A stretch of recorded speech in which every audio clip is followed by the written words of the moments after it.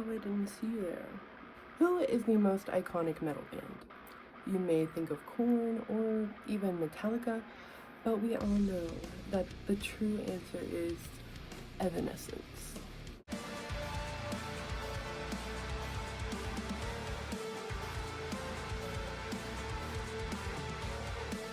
Hi freaks, I'm Penelope Peculiar, and today we're going to be talking about one of my favorite bands, Evanescence.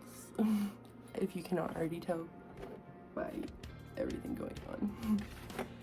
So, our story actually begins in 1994 when Amy Lee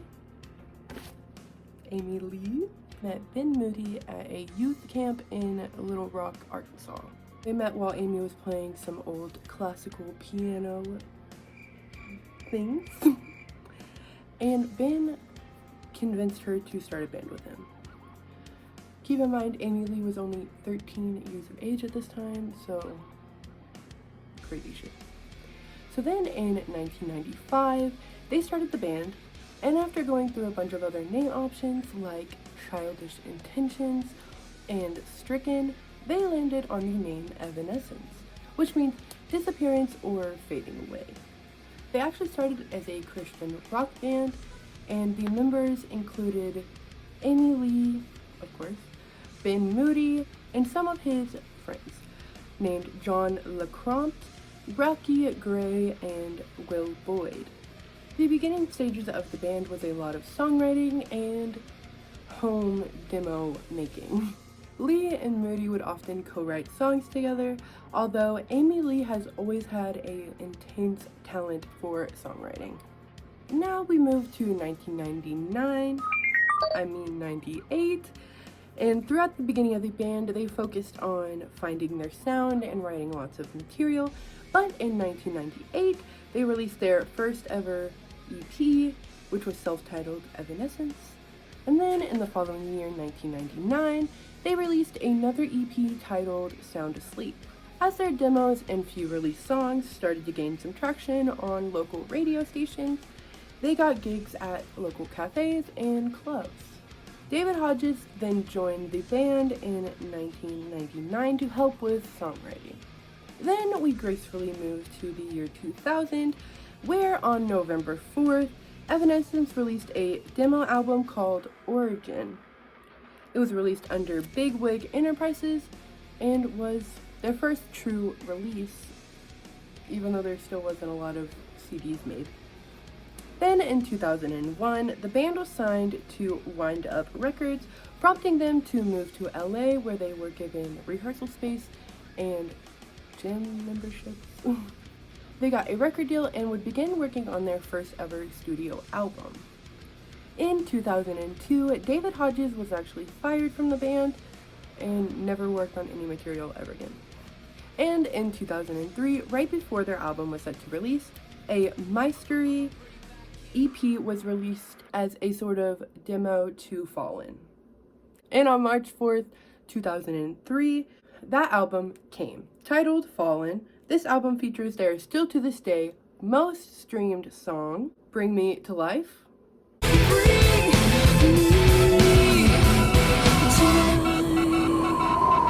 which, despite Amy Lee's wishes, had a male vocalist on it, which was the lead singer from Saliva. This was actually a compromise that Amy made because the record label actually wanted a male vocalist on 8 out of 11 of the songs on this album, which Amy obviously didn't want, because why would they do that? The album sold 6 million copies in the United States and 17 million copies worldwide. They, of course, toured for this album, during which Ben Moody decided that he no longer wanted to be a part of the band. To replace him, Terry Balsamo joined the band on guitar and took part in some songwriting. The Fallen album and Evanescence were nominated for 5 Grammys and won Best New Artist and Best Hard Rock Performance. After Ben Moody left the band, Amy decided to take Evanescence in a new musical direction. Then in 2004, Evanescence produced a CD and DVD combination called Anywhere But Home. The CD-DVD combination featured a live performance from Evanescence. And then we jump to 2006, which during October of this year, Evanescence released their second studio album titled The Open Door. This album sold 6 million copies worldwide, but obviously did not live up to the mainstream success of Fallen. Also during 2006, Will Boyd decided to leave the group. To replace him, Tim McCord joined to play on bass. After this, in 2007, Troy McLawhorn joined the band to play on the rhythm guitar, and Will Hunt joined the band to play the drums. This was because John LeCrompte was fired from the band, and Rocky Gray left on his own free will. They continued to tour and create even more new material. Then in 2011, Evanescence released their self-titled album called Evanescence, which hit #1 on Billboard's Top 200. At this point, Amy Lee was the only remaining original band member left in the group. They toured for this album until 2012, when Amy Lee announced that the band would be going on a hiatus. In 2014, while on hiatus, Amy Lee worked on some solo project and released her first ever solo album titled Aftermath. Also during 2014, Amy Lee filed a lawsuit against Wind Up Records. The reason for this lawsuit was unpaid royalties. The lawsuit was settled, and Amy Lee announced that Evanescence was now an independent artist free from their record deal. We then jumped to 2015, where Evanescence returned from their hiatus to continue their world tour. During this time, Terry Balsamo left the band and was replaced by Jen Majura on guitar. During 2016, the Ultimate Evanescence Collection vinyl box set was released, which included all of their material and a new compilation album called Lost Whispers. We then take a giant leap, which they were touring in between this, but in 2021, Evanescence released their fourth studio album entitled The Bitter Truth. They toured some, but most of the shows were pushed back due to COVID-19 restrictions and lockdown. In 2022, the band parted ways with Jen Majura. Because of this, Tim McCord switched back to his original instrument, the guitar, and Evanescence introduced a new band member named Emma Anazi, who played the bass.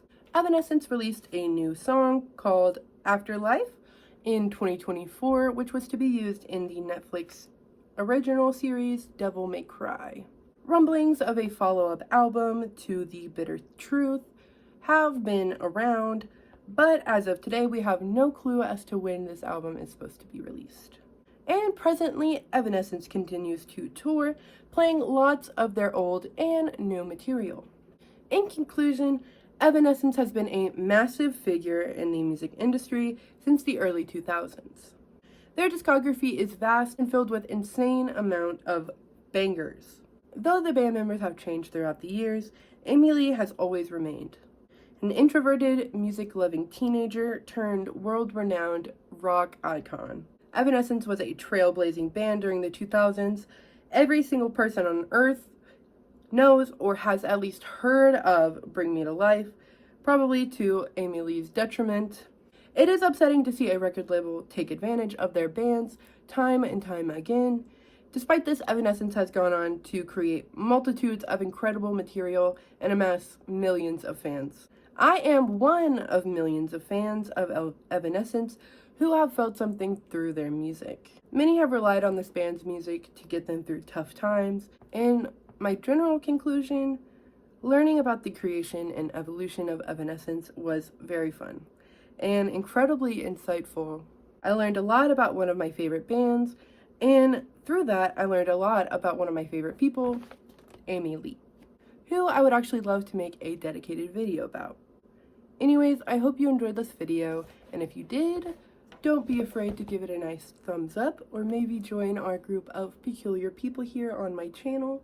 I hope you really enjoyed this video and learned something new about Evanescence. If you are looking for a way to support me and the content I make here on YouTube, I do have a freshly created Patreon where you can get bonus content, behind the scenes, and chat with me and your fellow peculiar people. if that's what you're into. Once again, thank you so much for watching this video. I hope you have a beautiful day, and with that, Penelope Peculiar is out of the building. Look at this, my favorite vinyl in my entire collection. It's so fucking beautiful. Anyways, Emily out.